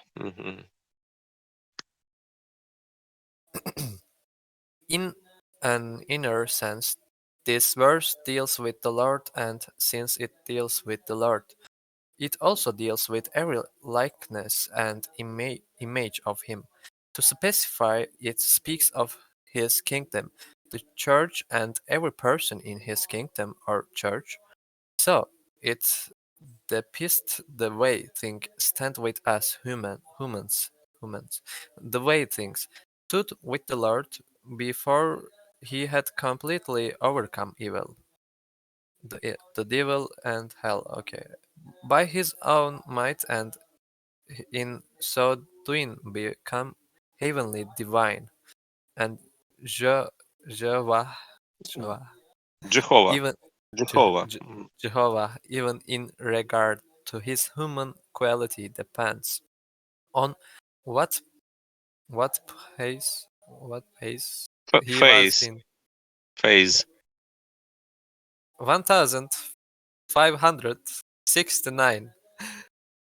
Because their gain was large and they could not live together means that the gains of his inner self we are incompatible with gains of his other self, as is established by the discussions just above. Genesis, and there was controversy between the herders of Abraham's livestock livestock and the herders of Lot's livestock. Livestock. So, Livestock. Okay. Sorry. maybe let's see. Livestock. Livestock. Livestock.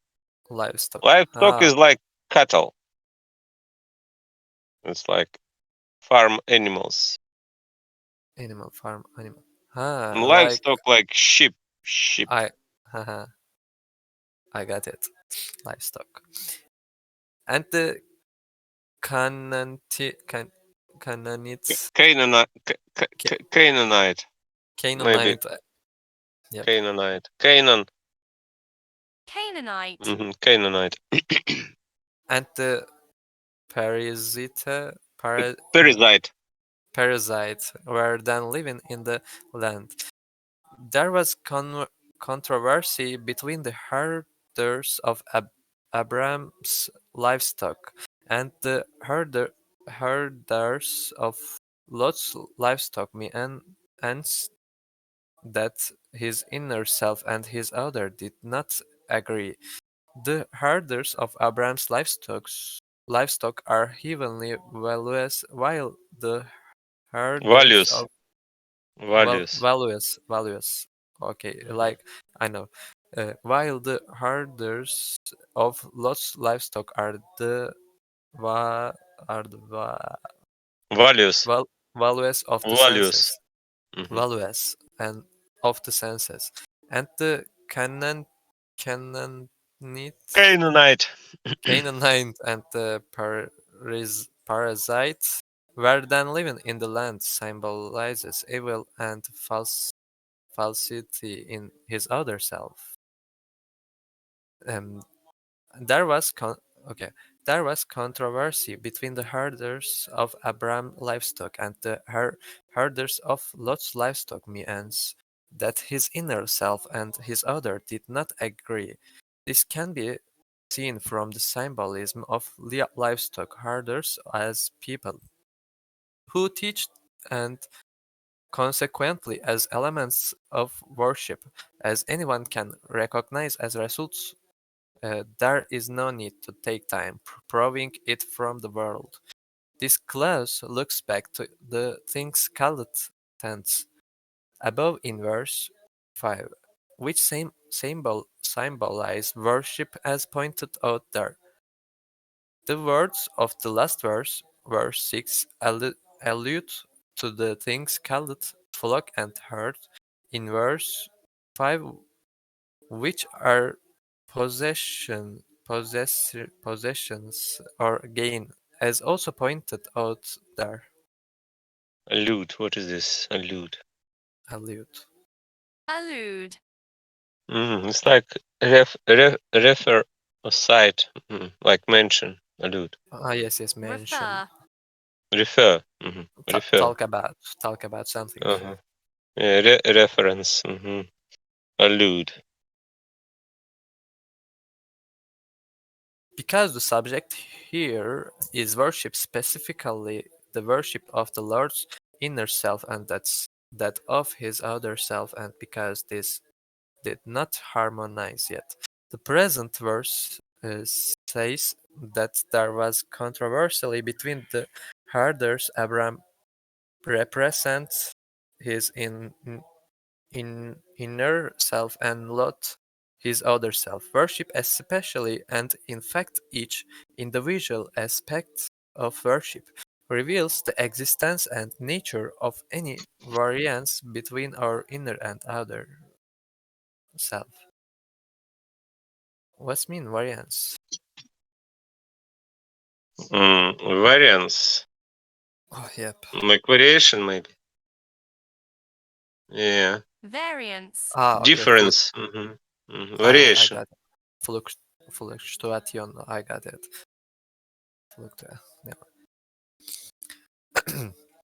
When our inner self wants to focus on the purposes of God's kingdom in its worship and our other self wants to focus on the world's purposes, dissensions, dissension arises and reveals itself in our worship, arises and Arises. yeah, What is what's dissension? yeah, and arise. What's mean? Dissension. It's like Dissension? discord. Do you know what is discord? Yeah, I know. Discard. Dissension. Like Dissension. yeah, disagreement. Yep. Mm. Dissension. Arises. Arises like comes, appear. Arises. Occur. Okay, I got it. Mhm. And reveals itself in our worship. In fact, even the smallest disagreement is noticed in heaven. These are the concepts symbolized by the fraction between Friction. friction between the herders of Abraham's livestock and the herders of Lot's livestock. The reason is also added that the Canaanite and the Perizzite were present in the land. The herders of Abraham's livestock are heavenly values which belong to the inner self, while the herders of Lot's livestock are the values of the senses which belong to the other self, as established by the foregoing remarks by heavenly values which are the herders of Mhm. Abraham's livestock. I mean heavenly values in worship, which belong to the inner self. The herders of Lot's livestock mean sensual values in worship, which belong to the other self values that are not compatible with the heavenly values of worship belonging to the inner self. What the what the case with these things is can be seen from previous explanations. And the Canaanite and the Parasite were then living in the land symbolizes evil and falsity in the Lord's other self. What's mean falsity? Falsity. Falsity like falsehood, like lies, false information, like Okay. not what is not correct. No, Okay. wrong information like this. Okay. As can be seen from the following, the Canaanite symbolizes evil in his other self inherited from his mother as dealt with earlier. And and the parasite symbolizes falsity coming out of the evil to be dealt with below. His other self continued evil inherited from his mother. Contained. Contained, contained, contained, contained. Evil inherited from his mother as noted before C, and it follows that falsity came out of this evil. Wherever there is inherited evil, there is also falsity. The one gives birth to the It's other. evil. You say like evil. Evil, okay. Evil, the other, okay. But evil cannot give birth to falsity until we have absorbed secular and religious knowledge. Evil has no other object it can act on or influence but these kinds of knowledge. So the evil that exists on our volitional side Hmm. turns into falsity on the intellectual side as a result, since this falsity in the Lord was spawned by his heredity, it too was inherited. Unlike falsity that develops out of cons- Consciously. constitu- Conscious. It's consciously about adopted. conscience. Consciously adopted false premises, but it was located in his other self, and his inner self could see that it was false because okay, because the Lord inherited evil from his mother before he was trained in secular and religious knowledge. Before Abraham emigrated to Egypt, verse 6 of the last chapter says that the Canaanite was in the land. But it does not say that the parasite was here, however. After he had absorbed both kinds of knowledge, it says that the Canaanites and the parasite were living in the land, which shows that a Canaanite symbolizes evil and a parasite falsity.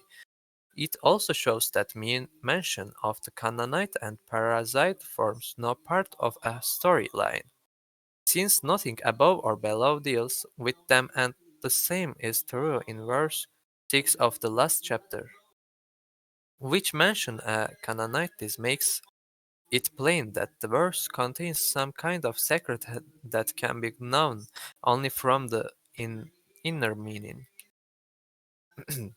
Anyone Anyone might be astonished to hear that the Lord had evil inside him inherited from his mother, but since the present verse says so openly, and the inner sense is talking about the Lord, no one can doubt that it was so.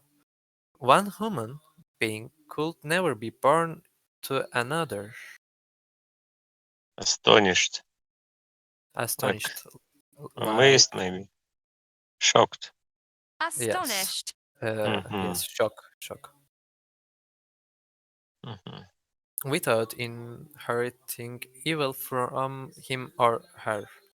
But the evil we inherit from our father and the evil we inherit from our mother are very different.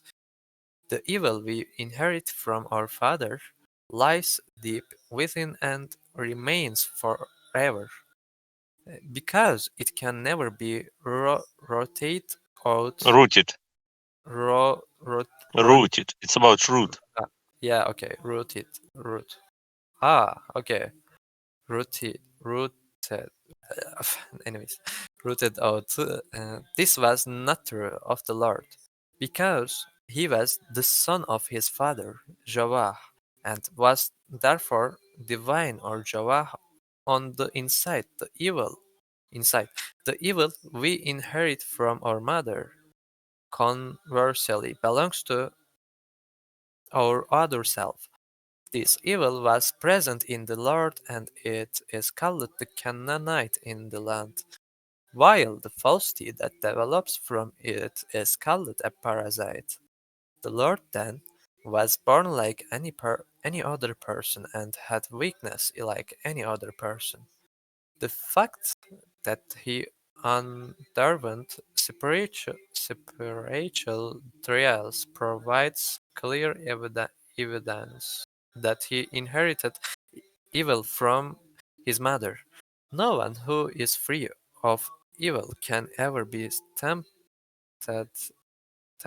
It is the evil in us that is the source and means of our trials. The Lord Trials. trials. The Lord was tested and underwent trials. So sever, se- Severe. so severe, Severe. Mhm. Severe. Severe. severe, Severe. Severe. Like se- severe. severe. Severe. Severe. Severe. How Like level? it's like strong, powerful, like Uh, harsh, strict, brutal, fierce. severe. Severe. Like severe anger. Okay. Severe. That no one could ever endure even a millionth of what he went through. He endured them alone and completely overcome evil, or the devil and the whole of hell. By his own power these things too are evident. Uh, Luke says the following about the Lord's trials. Jesus was led in the Spirit into the desert, where Desert. he desert, yeah, where he was tested, tested for 40 days by the devil, so that he did not eat during those days. But after the devil had finished all his testing of Jesus, he left Jesus alone for a while. So Jesus returned in the strength of the Spirit. spirit into Galilee. Luke and Mark says this. The Spirit forced Jesus out into the wilderness, and he was in the wilderness 40 days, where he was tasted and he was with the animals. The animals symbolize hell. Fur- Furthermore, Furthermore. yeah, Furthermore. Mhm. he was tasted to pain to he was tasted to point Point. of the death, so that he sweated drops of blood. And when he was in agony, Blood. agony, It's blood. blood, yeah, blood, okay. And when he was in agony, he prayed more instantly, and his sweat became as drops of blood falling on the Became. ground. Became, yeah, came as drops of blood falling on the ground. Hey, agony, what's mean agony? Like I Agony. know, I think I know, but I forget. It's like distress. Distress. Agony. Agony Okay, like okay. torment. Pain. Extraction pain. Okay. Mhm. No devil can ever put an angel to the test. As long as the angel remains in the Lord, evil spirits cannot even approach at a distance without being seized immediately by horror and terror. Much less could hell have approached the Lord if he had been born divine, free of any evil clinging to him from his mother. I liked this book. Mhm.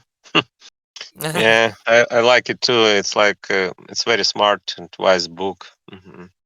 Yeah. It is a common saying among preachers that the Lord also before the week Also, Bo. also What is Bo? Boredom, Vor. nerd, bara, Uh, hall. it's like Bo, like boring. Ah, yes, boring. Boring. Mhm. Or like, yeah, yeah. Bo, Bo the wickedness. Second. Bo. Vor the wickedness. Like flip out, do you know? No. No. Bo. Ah. It's not because because it's the second form of bear. It's not Hmm. bo because we have bo like a verb too, and if you want to translate, it's like to bear, like to carry. Because you see, we should read in context and to translate this word because bo have this meaning like whole barrel hurt and boring, and this is the first form of the Yes, verb, yes.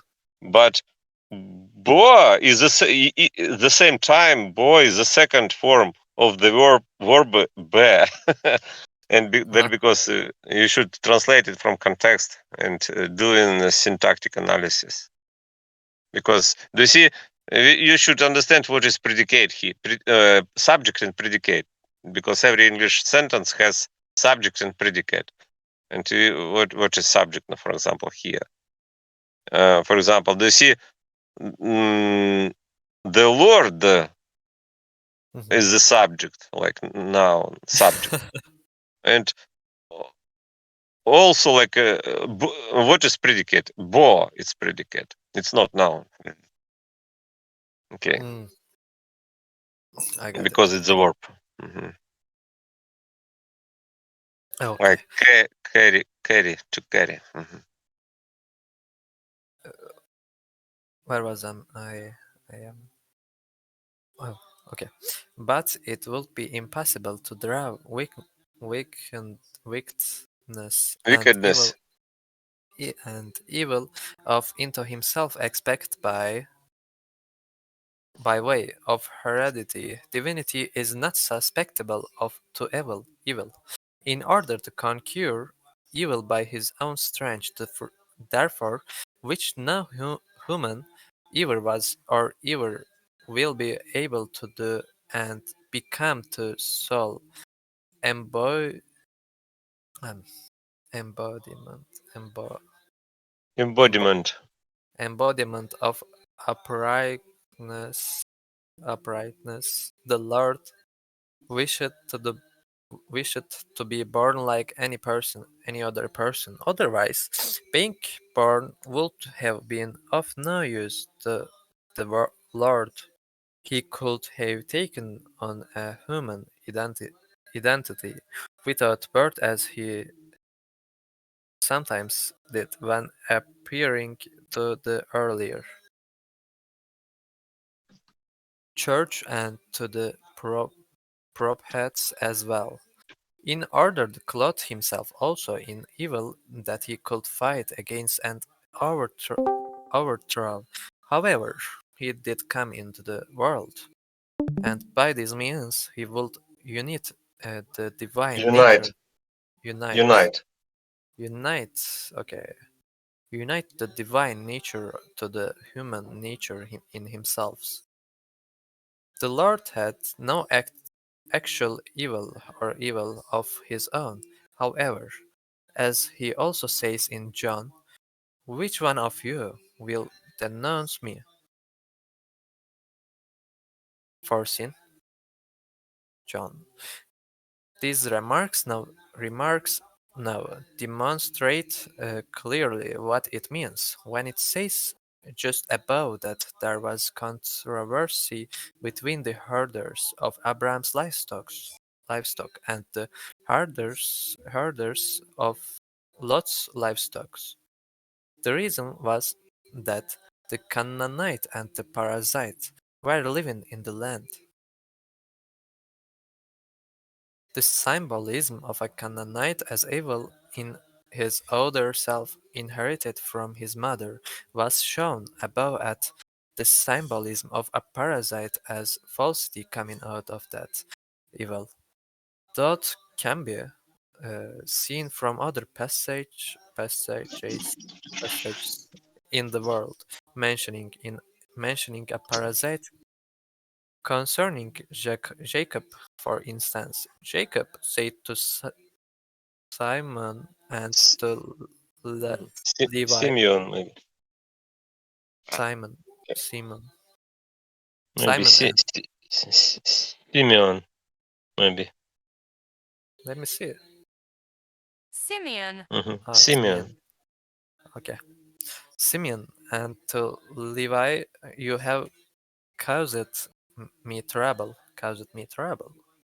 making me stink with the inhabitant of the land, with the Canaanites and with the Perizzites, and my numbers are few, and they will gather against me and strike me, and I will be destroyed, and I and my household. Here too a Canaanite symbolizes evil and a parasite falsity. In Joshua, Joshua said to Joseph, Joseph's children, if you are a numerous people go up. Numerous. Numerous. Yep, I forgot this word pronounce. Numerous people go up into the forest, and you are to carve out a place for yourself there in the land of the parasite and the Rephaim, if Mount Ephraim is too narrow for you. Joshua. Okay. The parasites symbolize falsity as a permiss, while the Rephaim symbolize falsity as a conviction. This they were to annihilate because in an inner sense, Annihilate. in Annihilate. It's without a. annihilate, No, okay. it's with H. H is not like H is not reading. Like H. Destroy, Annihilate. right? Annihilate. Do you see? Annihilate without H. Destroy. Annihilate. Annihilate. Annihilate, okay, because in an inner sense, Mount Ephraim is the capacity for understanding. In Judges, Judges. Judges are never. After Joshua's death, the children of Israel asked Jehovah a question, saying, "Who will go up to the Canaanites for us at first to fight against them?" And Jehovah said, "Judah will go up. See, I've given the land into his hand." And Judah said to Simeon, his brother, "Go up with me into my allotment, and we will fight against the Canaanite." Allotment. And Allotment. like it's about army. allocation. Do you know? Mm. Yeah, location. Allotment. Yeah. Canaanite, and I will go with you into your allotment. And Simeon went with him, and Judah went up, and Jehovah gave the Canaanite and the Perizzite into their hand. Judah too represent the Lord's heavenly qualities, while Simeon represent the spiritual qualities in him, which sprang from the heavenly ones. The Canaanite is the evil, and the parasite is the falsity that he overcame. This was Overcame. This was a divine answer or prophecy, which should be understood in this way. Thank you. In the next verse, it's my turn. And Genesis 13:8, and Abram said to Lot, "Please let us not have strife between me and you, and between my herders and your herders, because we are men who are brothers." Abram said to Lot means that this is what his inner self said to his outer self. "Please let us not have strife between me and you, and between my herders and your herders," means that there should be no discord between the two. Because we are men who are brothers means that in and of themselves they were unified. Abram said to Lot means that this is what his inner self said to his outer self, as it's established by the representation here of Abram as his inner self, and from the representation of Lot as the outer self that needed to be separated. The reason Abram represents the inner self is that he is being seen in relation to Lot, who is the part of the outer self that needed to be separated. The outer self, as noted, contains attributes that harmonize and attributes that clash.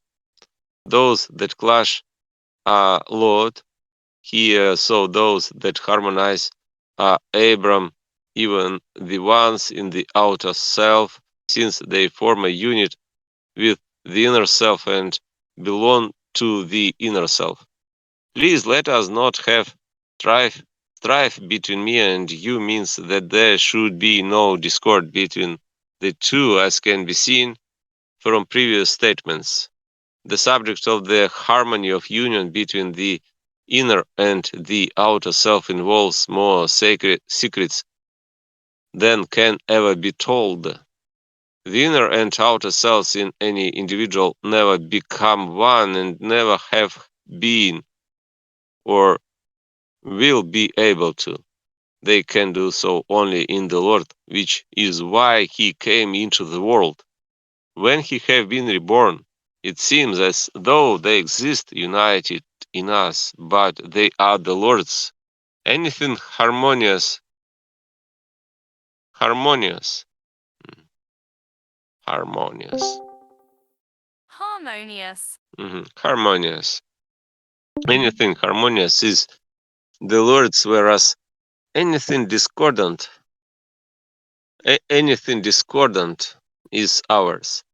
The inner self has two elements, a heavenly one and a spiritual one. These two elements form a single whole.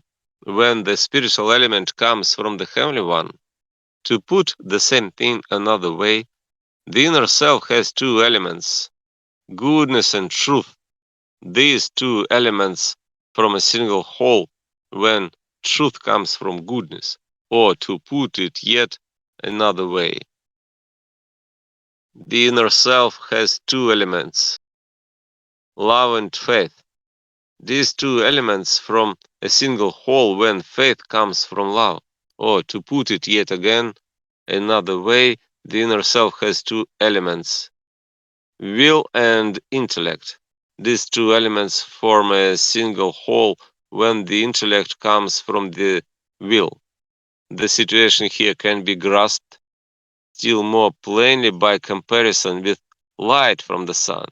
If light from the sun holds both warmth and illumination, as it does in springtime, it causes everything to grow and flourish. But if light from the sun holds no warmth, as it does in winter time, it causes everything to droop and die. What is droop? Droop. Droop, like hung down, wither, fade, droop. Everything to droop and die. This shows what constitutes the inner self that constitutes the outer self is evident as a consequence. Everything in the outer self is earthly. Our outer self is actually the same thing as our earthly self. Our inner self is said to unite with our outer self when the heavenly spiritual dimension of the inner self exerts an influence on the earthly dimension of the outer self, causing them to join forces. The earthly dimension too becomes heavenly and spiritual as a result, but on a lower plane, or what is the same, the outer self too becomes heavenly and spiritual as a result, but in a more superficial way. The inner self and outer self are absolutely distinct from each other because heavenly and spiritual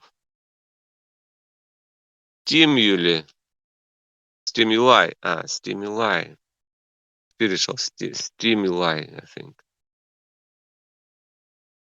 Stimuli.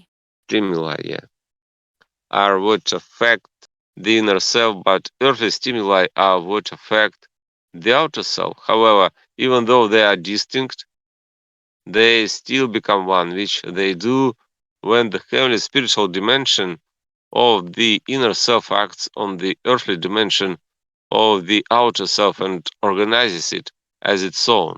Only in the Lord did the inner self become one with the outer. They have not become one in any other person except to the extent that the Lord has united and is uniting them.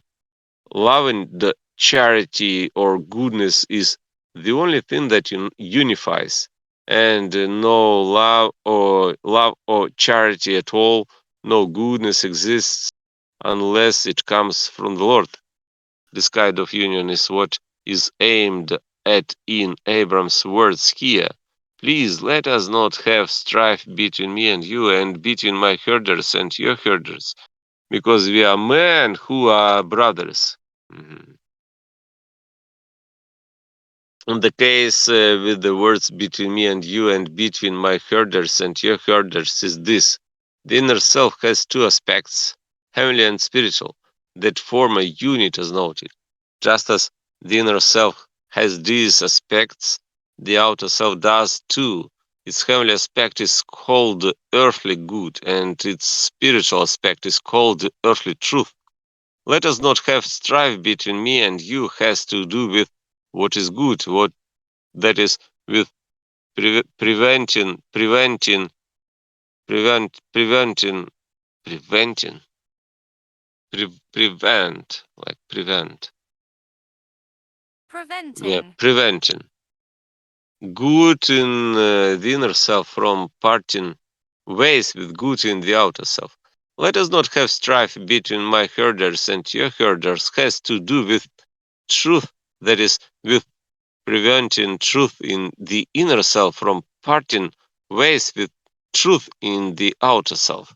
We are men who are brothers means that in and of themselves they were unified, as can be seen from the symbolism of a man who is a brother as a unity, specifically the union of goodness and truth. Who is next? Who wants to read next verse? Genesis 13:9. I can read Yeah, go ahead. Genesis 39. Is the whole land not before you? Please separate from me. If to the left, I will go right, and if to the right, I will go left. Is the whole land not before you? Symbolizes everything, every benefit. Please separate it. Please separate from me means that nothing good can appear unless discordant factors cease to exist. If to the left, I will go right, and if to the right, I will go left symbolizes separation. The symbolism of is the whole land not before you, as every benefit can be seen from the symbolism of land in a good sense here. The land of Canaan as something heavenly and so as something beneficial, discussed above at blah blah blah blah. The inner self addresses the other here, but what it addresses are the features of the other self that clash. This is a common occurrence among people who notice in themselves some evil from which they want to separate, as they do in times of spiritual trial and battle. As those who have been through such trials and battles realize, they notice discordant elements inside themselves that they cannot get away from as long as the fight continues. Nevertheless, they do still long to get away so fervently, sometimes that they grow angry with evil and try to expel it. This is what is symbolized here. Please separate from me means that nothing good can appear unless What is fervently?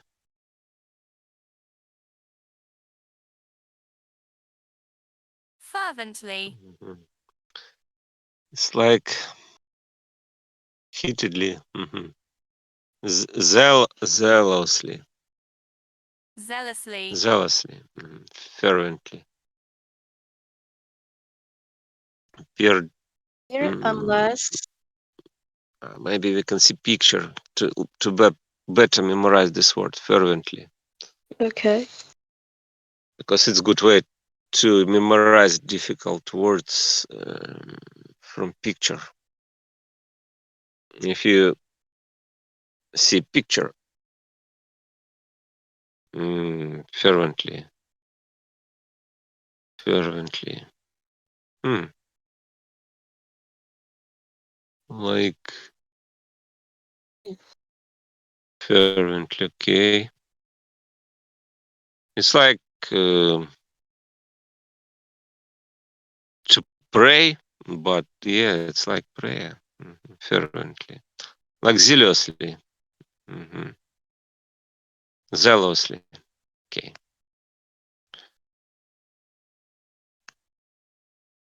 Discordant, Discordant.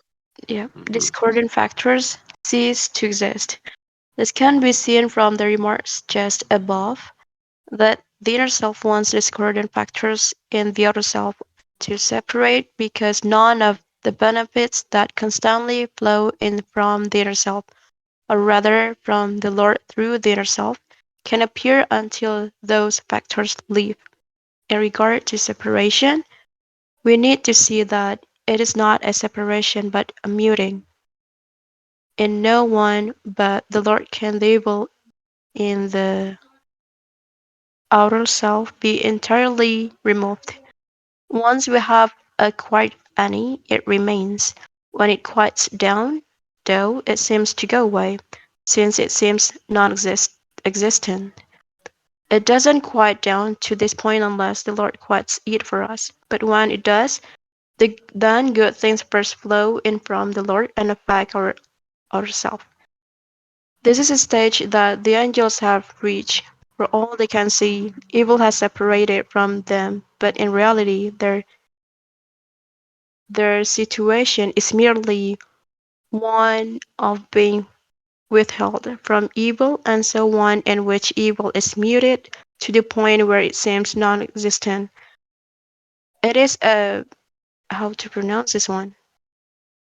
Mirage? Mirage, maybe. Mirage. Mirage. Mirage. Mirage. It's like illusion. Mirage. Do you understand what is mirage? It's like a picture. Maybe you can see mirage. Yeah, Oh, it's like you. I got it. It's like optical illusion. You see me? Yes, yes, yes, right. Mm-hmm. Mirage. Like you, if you are a desert, you can see like Yes. this, and it can be a mirage. Okay.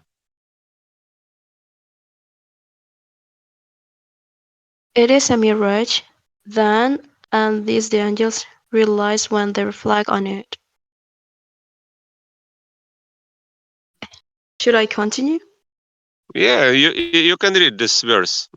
Because If to the left, it's it's one verse. okay.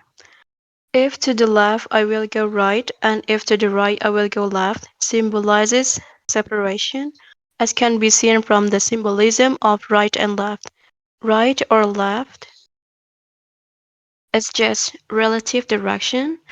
It is not a fixed quarter or a fixed place, as is evident from the fact that both east and west, both south and north can be on the right or the left, depending on the direction a person faces. The same is true of a location. The land of Canaan too could not have been described as being to the right or to the left, except in relative way. Wherever the Lord is, that is the center. Right and left are determined by it. The same was true of Abram, who represented the Lord, whether he had gone off in one direction or the other. The representation would have stayed with him. The same was also true of the land. It would have been all the same, for instance, whether Abram had lived in the land of Canaan or elsewhere.